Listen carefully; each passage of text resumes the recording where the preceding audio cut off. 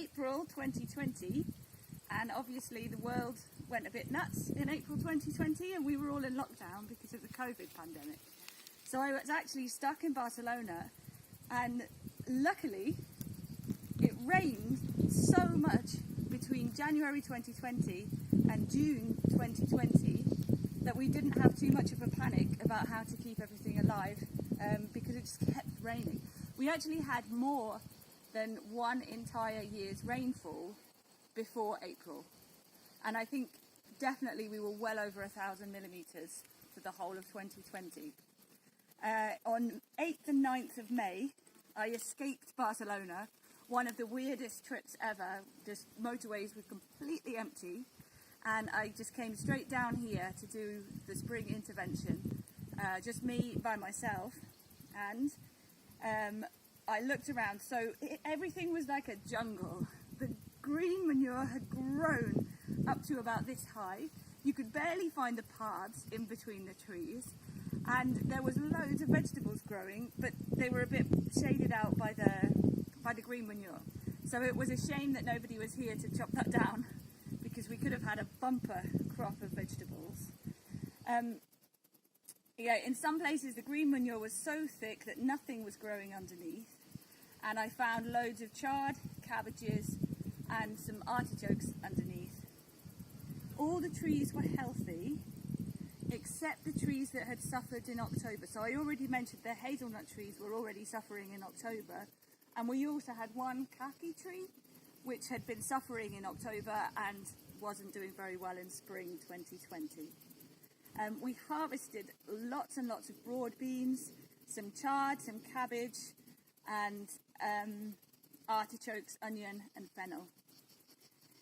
It was difficult to find the support plants. So around the trees in 2019 we planted things like ginesta, and I couldn't find really those support plants because they were just so buried in the jungle. So they didn't do too well. And when I came in May 2020, I planted 2 nectarine trees. One of them replaced the kaki tree over there. One of them replaced a cherry tree which had died over there. And I planted a pear tree, which was a bit of an experiment, but that was what they had in the shop on the day.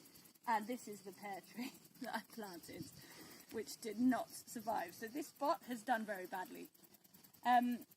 I couldn't find any of the hackberry, the little hackberries, the little almez trees that we'd planted around.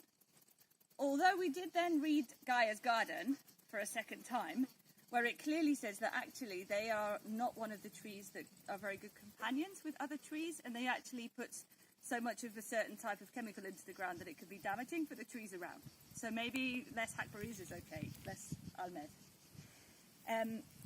I also planted 2 mora blackberry plants, ecological blackberry plants, 2 blackberry plants without spines, pinchos, 2 Medicago arborera, which I actually dug up from Montjuic in Barcelona and brought them here, but that transplant did not work and they did not grow.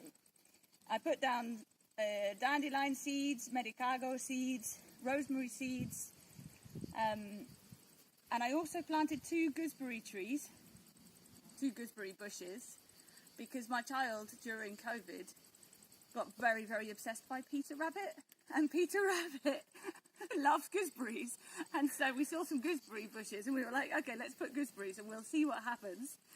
And one of the gooseberries is still alive today in 2021, August, so that's good. Here's one of the blackberry bushes, the best surviving one. Here's the gooseberry bush that's still alive. We're aiming that this little area here, closer to the forest, is more like forest fruits. We have a plan to have a madroño tree here and keep trying with these different fruit bushes. And then just to finish 2020 May, we found the lavender wasn't growing very well.